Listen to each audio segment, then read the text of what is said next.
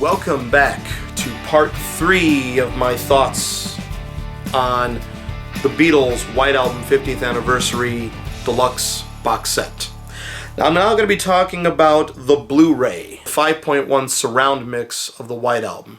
Now Giles Martin, George Martin's son for those that don't know, ever since he's been commissioned to do these things, I'm always curious how he's going to do the 5.1. He did brilliant work on Love for the show and the album. In fact, he had said that the Love project was designed as a 5.1 deal. The stereo is again the afterthought, but the 5.1 is where they put their heart and soul in. And when you hear it, it is definitely meant to be for surround sound. I was definitely underwhelmed with the 5.1 mixes he did for 1 Plus. But he said with that, he was concentrating on being kind of front heavy with just ambient in the back, like echo and room echo and stuff like that, because he was basically doing it to picture. We're focusing on just being an accompaniment to the promo films.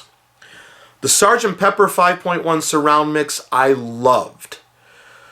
I was like, finally, he was conservative where he needed to be. Front heavy where he needed to be.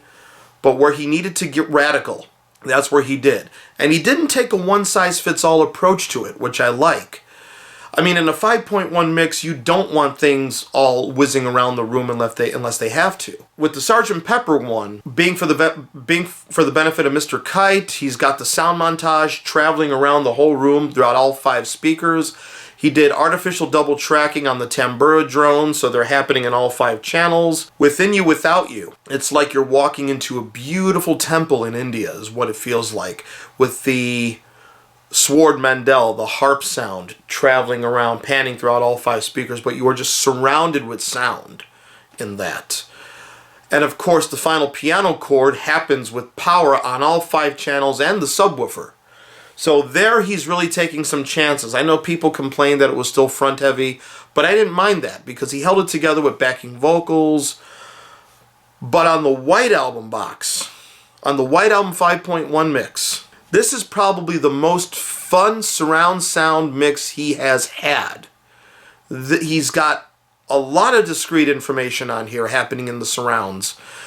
It's not just front heavy. He's got a lot of power in the drums with the subwoofer, the low frequency information. Continuing story of Bungalow Bill, the All the Children Sing, happen in the rear channels. The first one happens in the rear left surround, The second one that's spoken, All the Children Sing, is in the center channel. And then the final one is in the right surround, coming from behind you. I liken it to being around a campfire, and somebody next to you is going, All the Children Sing. And then somebody on the right is going, All the Children Sing. Love the way he handled that. Love sound of While My Guitar Gently Weeps. In fact, Helter Skelter works better in the 5.1 mix, actually, than the stereo mix. But I have a theory on what was probably going on with Helter Skelter in the stereo, and I'll address that when I do my final video of this. Some other discrete information, the opening piano tinkle of Don't Pass Me By happens in the left surround, so I kind of like that.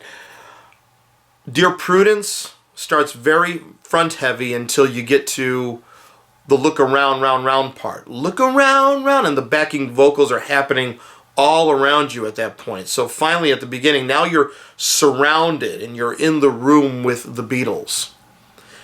Now, I talked about Revolution 9 in the stereo.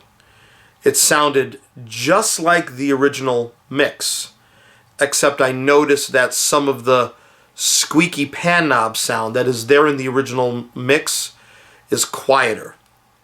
Still there if you have headphones on, but it's quieter. But the scratchy pan knob was always there in the original mix. John must have been panning too much or whatever, but that may have been the Abbey Road desk, because if any of you heard the stereo mix of Interstellar Overdrive by Pink Floyd, that also had a scratchy pan knob. But the 5.1 mix of Revolution number 9, If you don't appreciate the Revolution 9 as a modern sound collage, and why not? The White Album is such an encyclopedia of music. You got show tunes, you got hard rock, you got folk, you got big band, and you got a modern music sound collage on there. You basically got everything on this sprawling double album. For those that don't appreciate Revolution 9, you hear the surround sound mix of that. Oh my freaking gosh. Wow, this is the most fun Giles has had in a surround sound mix. You begin thinking it's tame. Number 9, and I'm doing the panning motion with my hand, by the way. Number 9, then the next thing you know, it goes number 9, number 9, number 9, and then he starts to double the sounds. So you got the sounds like crossing the room, and then he'll bring everything to the center channel.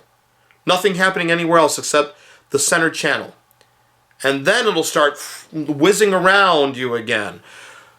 When the first John scream of right, the right, what he does, he brings it up in the fade, and you hear it in the right surround channel, right, and then when he does the scream, right, he's got it artificially double tracked on all 5 channels, so you get this loud right happening.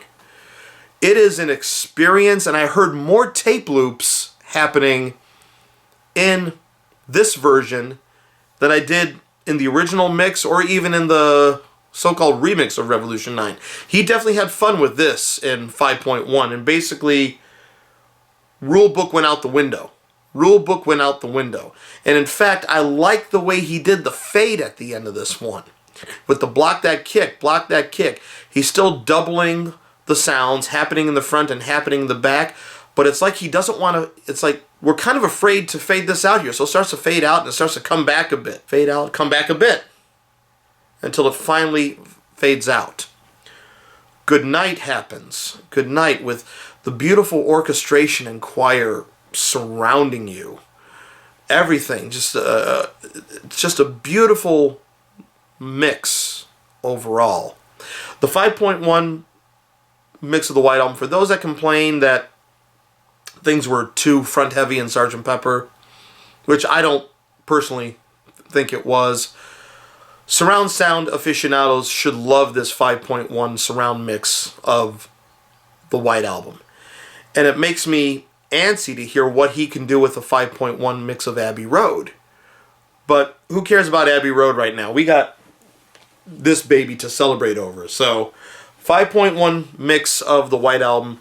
You got a surround sound system, you're definitely in for a treat with this. I can't say I listen to 5.1 all the time. I have to listen to it when the family's out. But I've been playing this one quite a bit to hear it, and I'm loving the surround sound mix. So that's my take on the surround sound mix of the White Album. I will be back for my final part, kind of a wrap-up where I'm going to talk about the whole package, trying to address some criticisms, trying to address certain thoughts or reevaluations I've had playing this thing, but giving an overall wrap-up on this thing. Thank you for sticking with me, and until we meet again.